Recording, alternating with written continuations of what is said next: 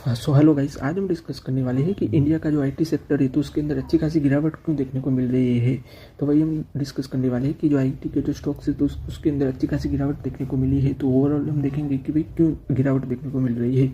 सो बनी रहेगा इस वीडियो में मेरे साथ। डिस्क्लेमर है गाइस, डिस्क्लेमर।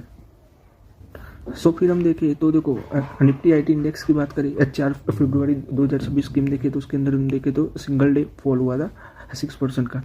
फिर हम 6 फरवरी की बात करें 2026 की तो देख पा रहे होंगे निफ्टी आईटी इंडेक्स देखें तो उसके अंदर भी देख पा रहे होंगे कि 1.47% का अच्छा खासा फॉल देखने को मिला था। यानी कि ओवरऑल हम देखें तो आईटी सेक्टर गिर ही रहा है।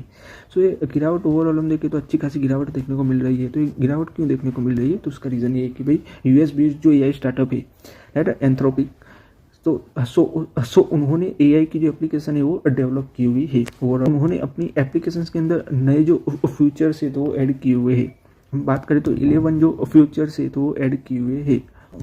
सो उसका नाम क्या है तो भाई क्लाउड कोवर्क टूल है। तो उसके अंदर उन्होंने 11 जो हम देखें जो फीचर्स है तो वो प्लग इन किए हुए हैं।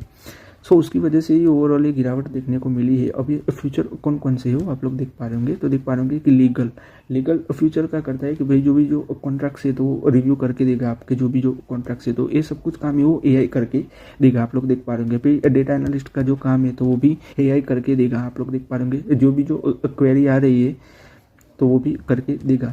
फिर जो सेल्स के रिलेटेड जो भी जो रिपोर्ट्स आती है तो वो भी बना के आपको देगा।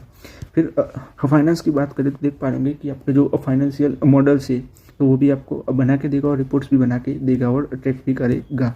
फिर मार्केटिंग की बात करें तो जो डिजिटल मार्केटिंग का आता है तो उससे रिलेटेड भी एआई वर्क करेगा। फिर हम बात करें एंटरप्राइज सर्च की तो उससे रिलेटेड भी ये वर्क करेगा। फिर कस्टमर सपोर्ट्स की बात करें तो उससे रिलेटेड भी वर्क करेगा, जैसे कि टिकट रेज करना और वो सब जो होता है ट्रैक करने का तो वो सब भी करेगा। फिर हम प्रोडक्ट मैनेजमेंट की बात करें तो उससे रिलेटेड भी ये वर्क करेगा और प्रोडक्टिविटी के रिलेटेड भी ये वर्क करेगा। सो फिर हम बात करें बायोलॉजी रिसर्च के रिलेटेड तो उससे रिलेटेड भी ये वर्क करेगा, यानी कि जो लिटरेचर रिव्यू आता है तो वो भी करके आपको रिपोर्ट देगा।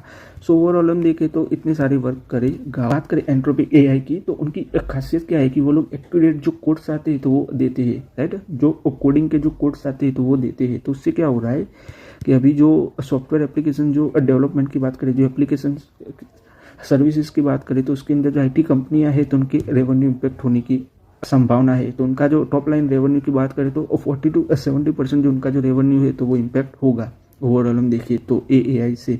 तो उसकी वजह से ही हम देख पा रहे होंगे कि आईटी के शेयर से उसके अंदर अच्छा खासा हम देखें तो गिरावट देखने को मिल रही है। सो आज के इस वीडियो में